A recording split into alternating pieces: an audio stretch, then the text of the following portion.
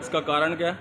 उसका कारण है कि हमारे विद्यालयों की जो है समस्याएं हैं, उन समस्याओं का निदान नहीं हो रहा है। विगत जो है 5 वर्षों में कम से कम 25 बार जाकर के भोपाल यानी जाकर के और संबंधित विभागों को ज्ञापन दिए जा चुके हैं, लेकिन उन पर कार्रवाई आज दिनांक तक नहीं है।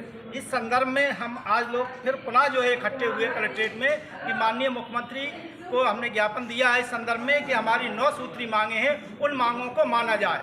पहली मांग तो ये है कि 2022-23 का जो आरटी का पैसा है वो 25 सितंबर तक अविलंब 1 क्लिक के माध्यम से भुगतान किया जाए। दूसरी मांगे क्या है सर? मांगे क्या है आपकी?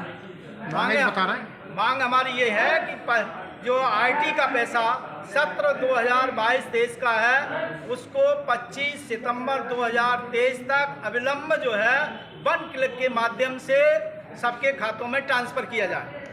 पहली मांग। दूसरी मांग ये है कि कक्षा 1 से लेकर के 8 तक लगने वाली जितनी भी समस्त संस्थाएं हैं उनकी मान्यता को जो में लगने वाला जो एफडी है और एफडी के साथ जो मान्यता शुल्क है उसका आदेश वापस लिया जाए, उसको खत्म किया जाए।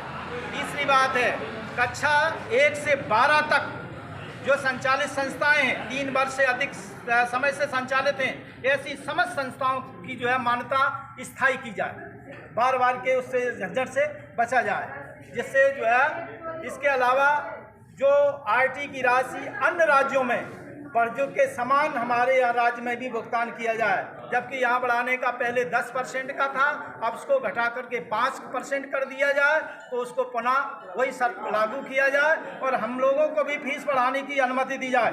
जबकि गवर्नमेंट अपने कामों के लिए अपनी फीस में 100% वृद्धि कर सकती है, लेकिन संस्था वाला मात्र जो है 5-10% से ज़्यादा वृद्धि नहीं कर सकता है।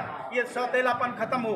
दूसरी बात कि हम शासकीय स्कूलों और प्राइवेट स्कूलों में के अंदर जो भेद किया गया है, उनके बच्चों को स्कूटी दी गई है, जबकि प्राइवेट पढ़ने वाले बच्चों को स्कूटी नहीं दी गई। वो आदेश को वापस कर पुनः सभी प्राइवेट वाले पढ़ने वाले बच्चों को भी स्कूटी प्रदान की जाए। एक बात। मेडिकल प्राइवेट स्कूल में पढ़ने वाले बच्चों को जो है गवर्नमेंट में पढ़ने वाले बच्चों के स्थान पर इनको पहले घोषणा एक समान थी कि कोई चाहे प्राइवेट में पढ़े या शासकीय में पढ़े, सबको एक जैसी सुविधा मिलेगी, लेकिन अब इसमें भेदभाव किया जा रहा है। प्राइवेट में पढ़ने वाले बच्चों को मेडिकल में 5% का रिजर्वेशन दिया जाए, जबकि शासकीय में उन्होंने लागू कर दिया है। इसकी एक रूपता लाई जाए, ये हमारी शर्तें हैं और जिनके आधार पर अगर हमारी मांगें नहीं मानी गई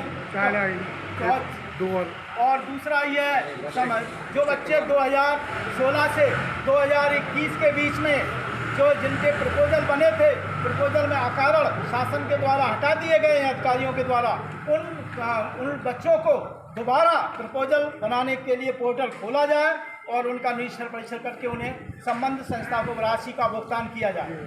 और अगर हमारी ये मांगे नहीं मानी गई और माध्यमिक शिक्षा मंडल के द्वारा कक्षा 9वीं के बच्चों का जो नामांकन आईडी के आधार पर हो रहा है, चाइल्ड आईडी, जबकि चाइल्ड आईडी एक रोजगार सहायक पंचायत सचिव के द्वारा बनाई जाती है, जिसमें नामों में पिता के नाम में, माता के नाम में, जन्म तिथि में और विद्यालय रिकॉर्ड की पंजी के अनुसार बहुत बड़ा अंतर है। एक भी मैच नहीं खा रहा है। संबंधित संस्था में किसी में अगर 100 बच्चों का प्रवेश हुआ है तो मुश्किल से 2-5 बच्चों का मिलान हो रहा है। 95% का डाटा यानी गलत जा रहा है। उसके बाद समय सीमा 30 सितंबर है और इसके बाद